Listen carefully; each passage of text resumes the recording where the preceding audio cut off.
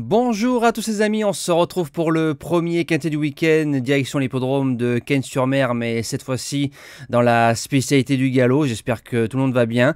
On va retrouver les résultats de mercredi, donc une journée bien meilleure que par rapport à mardi avec un tiercé ordre et quarté des ordres dans la sélection. Dommage que Johan se fasse coiffer à 50 mètres du poteau, on aurait fait tiercé, quarté, quinté.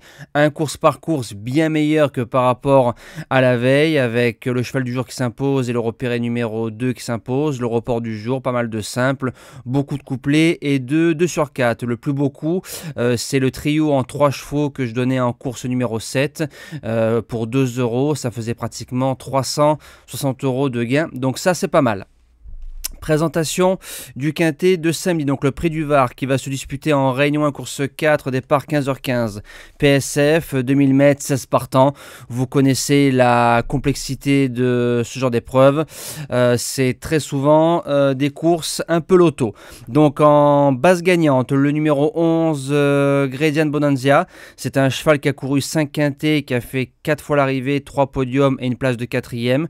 3e du quintet de référence du côté de Cagnes-sur-Mer en ayant été couru gentiment en course école. C'est un cheval à la valeur où il est et sur ce qu'il a fait depuis un an, qui mériterait de remporter enfin son premier quintet. La deuxième base, le numéro 7, Olympique Message. Il est deuxième d'un des quintets de référence. C'est un cheval qui va courir pour la première fois sur 2000 mètres. Il a déjà réussi 1700.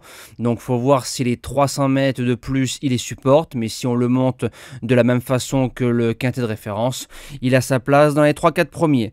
Pour les chances, on attaque avec le numéro 10, Jimanzor. C'est un cheval que j'aime beaucoup.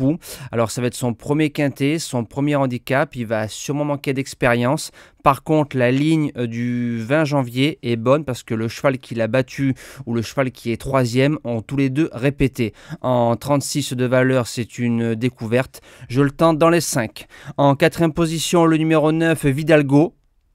Alors, corde 16 pour son premier quintet, donc on a tout repris. Là, il aura la corde numéro 14, donc c'est un peu mieux. Il faudra un peu démarrer pour pouvoir espérer finir dans les 5. Par contre, on retrouve une belle ligne au mois de septembre. Il battait un certain Chareggio qui a réussi plusieurs fois dans les quintets. Donc si on vient avec des ambitions, c'est oui pour une place. En 5e position, le numéro 1, Le Sage, le top weight. C'est un cheval qui va débuter dans les quintets et les handicaps en 41 de valeur. Il fait entre 1400 et 2000 mètres. Il est tout neuf. Il peut aller devant et je pense qu'il peut garder une place dans ce quintet. En 6e position, le numéro 8, Guggen Space. A couru 5 quintets, a fait 2 fois l'arrivée, belle réussite sur le sable. À 3 ans, il mettait 3 longueurs à Shambhala, qui aujourd'hui a gagné l'Isted et qui a fait 3e de groupe. Comme le cheval est supplémenté, en 8 chevaux, il est indéboulonnable. En 7e position, le numéro 3, Lacajou, n'a pas aimé, je pense, le terrain très souple du 29 janvier. Faut le reprendre car le cheval a 4 sur 4 sur le sable, 2 victoires et 2 podiums.